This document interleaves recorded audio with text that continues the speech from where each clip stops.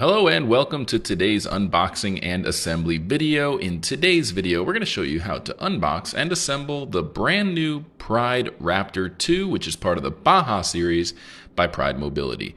Now, before I get started, I just want to say if you want a copy of our free product catalog, just go to our website, mobilitydirect.com, click on the green button at the top of every page that says free catalog, fill out the simple short form, and one will be in your mailbox within 1 to 2 weeks tops. Now we'll go ahead and get started with this video. As you notice, when you receive this big box, you'll notice a bunch of metal clamps surrounding the edges. You'll want to grab a flathead screwdriver and just pop those clamps off. They come out really easily. If you look for the side that has a little wedge in it, you can put your flathead screwdriver in there and pop them all out. Now, if you have more than one person, you could just take the clamps out along the bottom sides instead of taking every single one out. But if you only have one person, the best thing to do is remove every single clamp and then carefully remove the top and the sides and make sure that when they're falling over, they don't hit you on the way down. So we're just going to go ahead and get all the side panels out of the way and put them up against the wall. And here we are unveiling the Raptor 2. It's a beautiful scooter. And as you can see, it's just covered in a styrofoam protective blanket. Pointing out here the nice Baja insignia above the headlight. It has turn signal lights, a headlight, and we're just taking off all of the protective bubble wrap around the armrests and the backrest, which has a plastic sheet over it.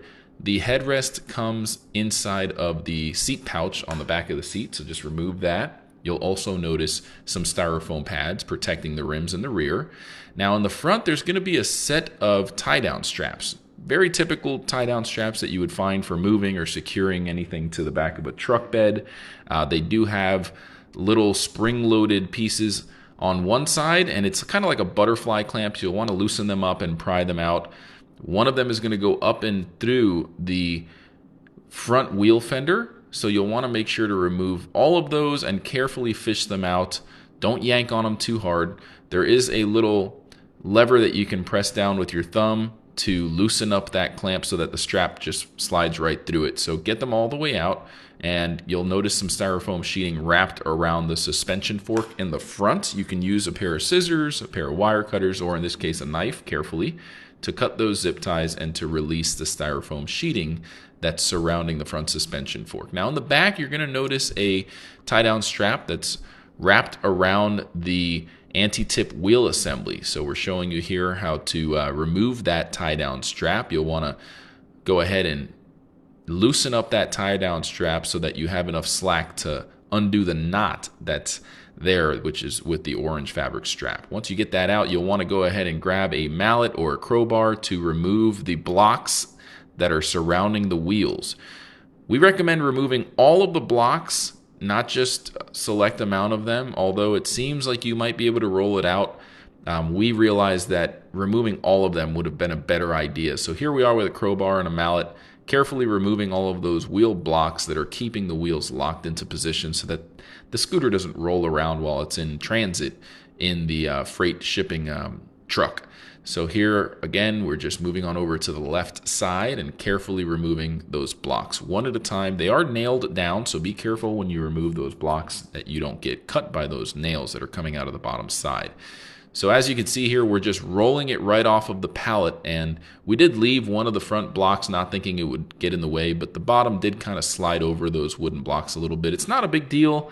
These scooters are pretty durable, and they have a really nice bottom end that is protected very well. The set of keys rather for the ignition and the rear locking storage are going to be wrapped around the right handlebar with a zip tie. So we're demonstrating now that you can use the key for the ignition or for the rear locking storage area, which you'll need to access because the unit comes with the breaker reset switch in the off position. So if you put the key in the ignition and try to turn it on, it will not work. It's nice that there's a little kickstand for the seat on this version. The previous version didn't have that. So if you use that kickstand, the seat's not going to fall down. You don't have to use one hand to keep it open.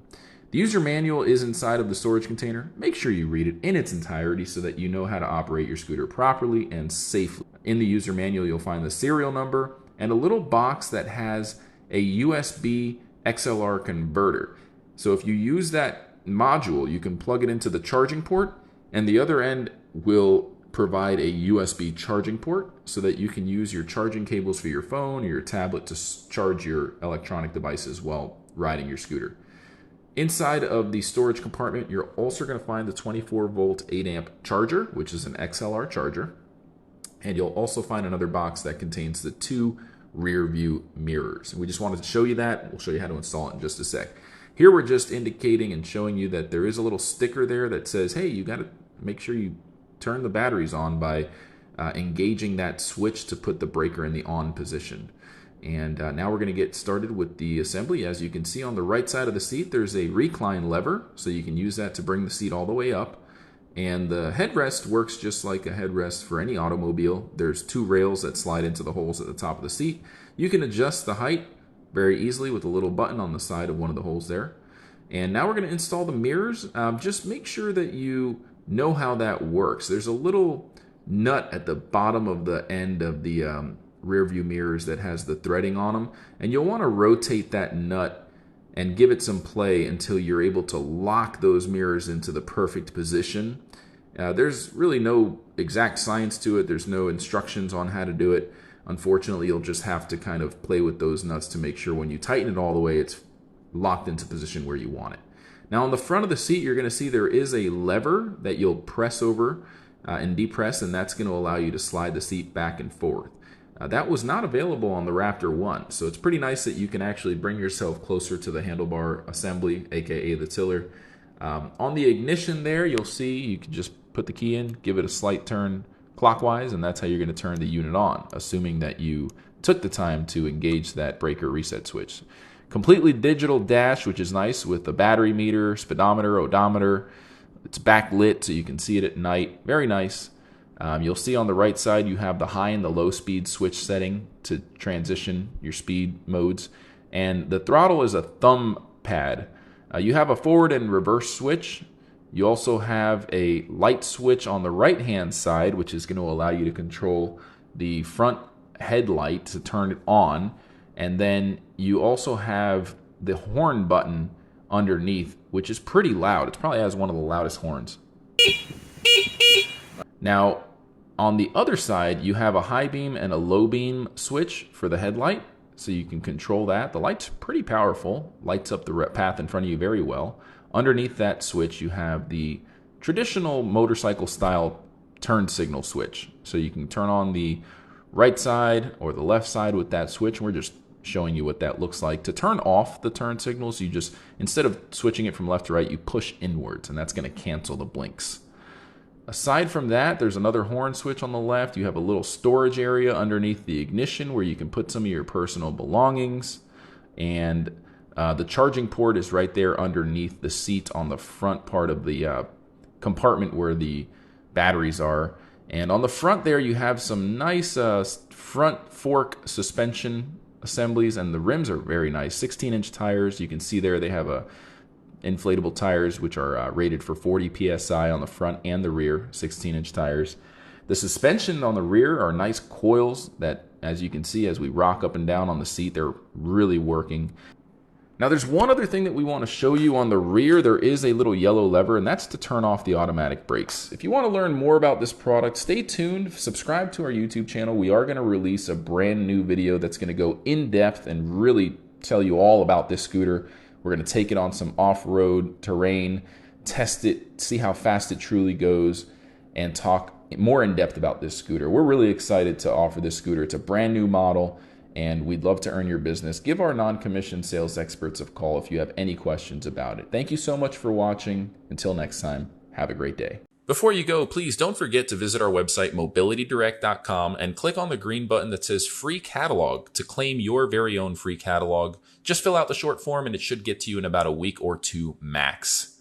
I just want to take this time to personally thank each and every one of you for watching this video. We couldn't do it without our subscribers. So if you like our content, please go to YouTube, search for Mobility Direct, and subscribe to our channel. You can enable notifications. That way you'll get notified whenever we release new videos. We're constantly making great videos. We have tons of playlists that range from repair videos, unboxing videos, research and development, and much, much more. If you like this video, please feel free to give it a thumbs up and ask any questions in the comment section below. We love hearing from our audience, whether it's feedback, comments, or suggestions for a new video topic. We love hearing from you. None of this could be done without our loyal audience. We hope to hear from you. Thanks for watching again. Have a great day.